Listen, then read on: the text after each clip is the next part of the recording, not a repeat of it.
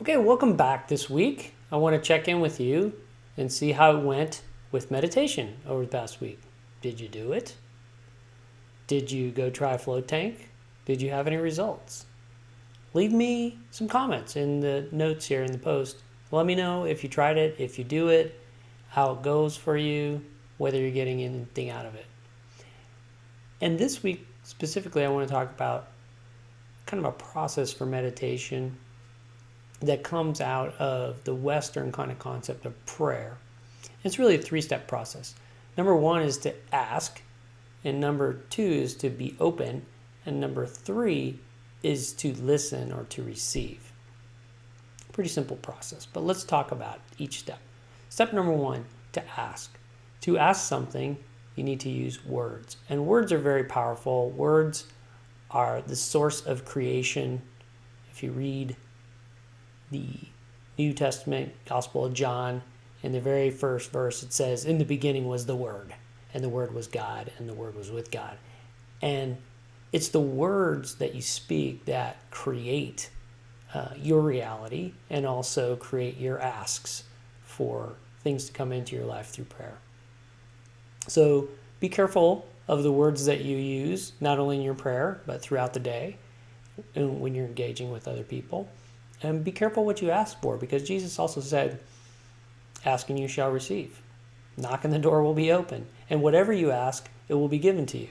So make sure you're asking for the right stuff in your words, not only in your prayer, but in your languaging about your life throughout the day. Because whatever you're using for words in terms of how you're relating to what's going on in your life, that's what's going to show up for you. So be careful about your words. Step number two is to be open to receive. And this is where a lot of the classical meditation techniques really shine.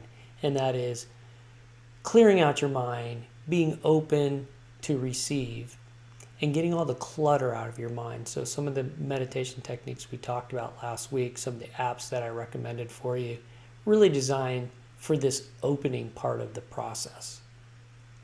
And making your mind available to receive answers. So ask, be open, and the last step is to receive. And to receive, you need to be able to listen, and you need to be able to listen for what is being said. So I'll give you an example. I had a meditation recently where I asked the question, what is life really about? And I meditated on that, and I got really quiet. And what came back to me was, life is really a classroom.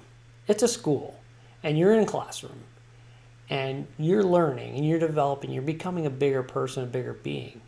And one of the keys to succeed in the classroom are two things. Number one, stay in the classroom, stay in the game, stay engaged. Don't check out. And stay engaged in life and ask questions. Don't, be checked out through not being aware and conscious of what's going on around you, and not getting lost in distractions and escapisms we've talked about in the past. And so staying in the classroom. And number two is asking the right questions.